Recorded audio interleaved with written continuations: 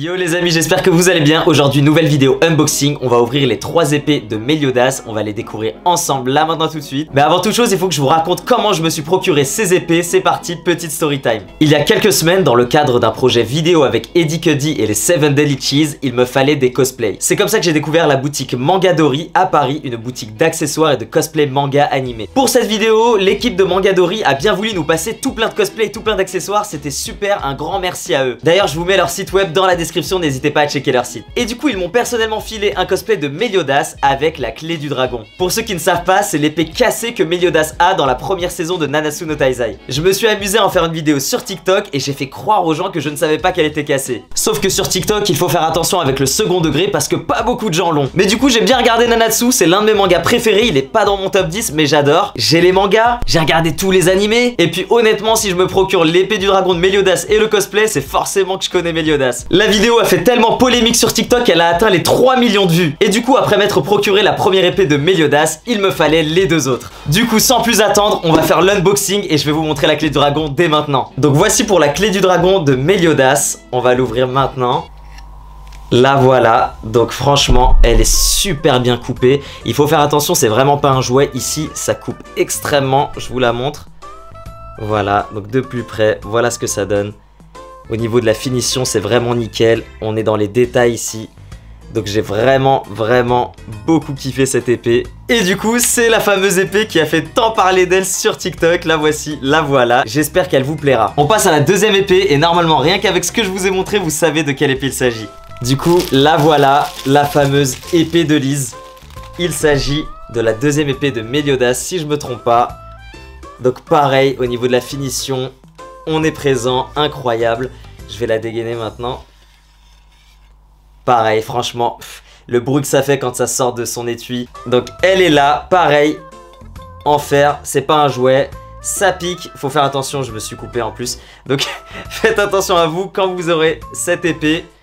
Donc pareil, regardez, tac, je vous la montre de plus près.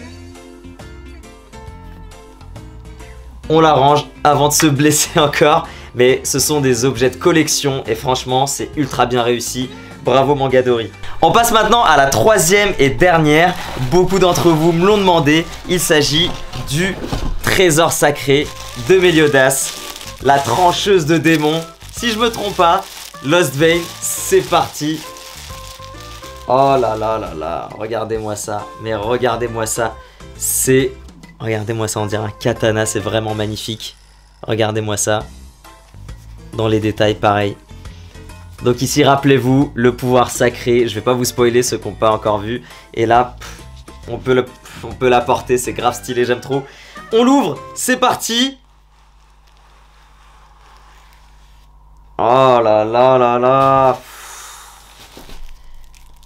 Pareil, donc je crois qu'ici... Attendez, je vais quand même l'ouvrir. Mais là, elle est bien protégée, celle-ci. Elle doit bien couper, hein, quand même. C'est parti. Alors, est-ce que je peux tout tirer d'un coup ou pas? Ouais, trop bien. Elle est couverte d'huile. Donc, je vais pas m'amuser à toucher la lame. Ça a une certaine odeur. Alors, attends. Ouais, c'est une espèce d'huile ou de lubrifiant. Tac. Mais elle est vraiment trop stylée. Pareil, regardez dans les détails.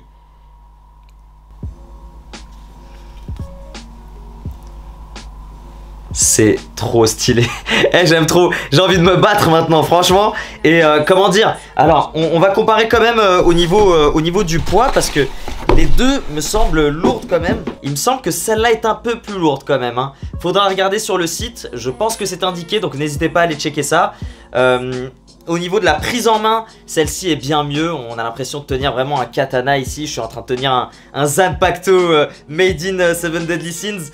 Et là, une belle petite épée, vraiment sympa. Donc pareil, ici au niveau de la poignée ou du manche, vous me direz. C'est assez sympa, ça fait plus épée médiévale. Ici, on est plus dans le Japon féodal. Alors, laquelle je préfère là, maintenant, tout de suite? Je dirais celle-ci quand même. Je pense que vous serez beaucoup aussi à choisir la Lost Vein. Dites-moi en commentaire laquelle vous préférez. Je vous refais une petite démo des 3. C'est parti, bougez pas. Donc ici, oh là là, elle est tellement légère comparée aux autres. On a la clé du dragon de Meliodas, donc la fameuse épée cassée. On a l'épée de Lise juste ici. Et là, la trancheuse de démons, Lost Vein.